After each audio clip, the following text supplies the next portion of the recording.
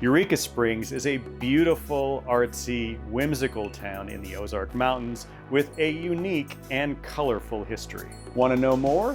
Maybe you should consider a visit to the Eureka Springs Historical Museum. Eureka Springs is a small town, but we're not your typical small town. And so we talk about the discovery of the springs and how that brought people here. Obviously, when it comes to the stories about the healing waters, we didn't make those up. Or even if we did, we were carrying the same story somebody else made up. The Eureka Springs Historical Museum is chock full of art and artifacts from the town's history. And since museum preservation photography is a really important use for Halumin, we decided to spend a little time and photograph a few items from their collection.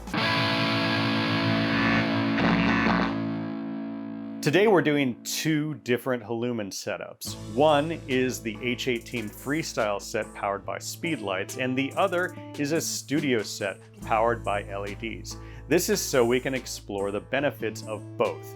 I'm a professional photographer and I prefer working with the Halumin freestyle set because it gives me the portability and versatility to walk around a space and capture items where they are, also in a variety of different lighting conditions. But Jeff, the museum's director, mainly photographs with his phone. So the Halumin studio set powered by LEDs will let him set up a little photography station and capture what you see is what you get kind of images using his phone. After setting up, Jeff dangled some interesting objects for us to photograph. Hold it upside down and dangle the key, like just from one hand, and like that.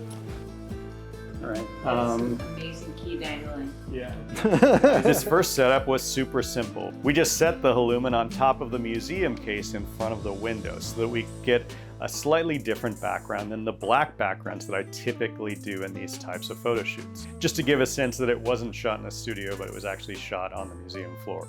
From there, we just pulled objects from the case that had interesting shapes and textures. After those first few images, we decided to change it up a little bit with a flat lay setup. Jeff grabbed a cutting board from the gift shop and we laid the Halumin over it at an angle, using the accessory legs to support it on the counter and on the floor.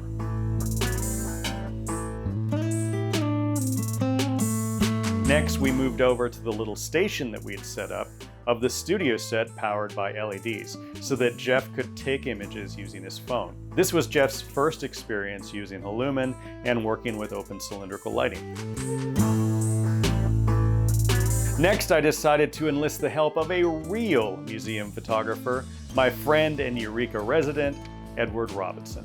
Edward has actually done collections photography for major museums like the Nelson Atkins Museum in Kansas City and Crystal Bridges in Bentonville, Arkansas. He was gracious enough to stop by so that I got the opportunity to say, hey, hold my Halumin, and we captured items in place around the museum floor.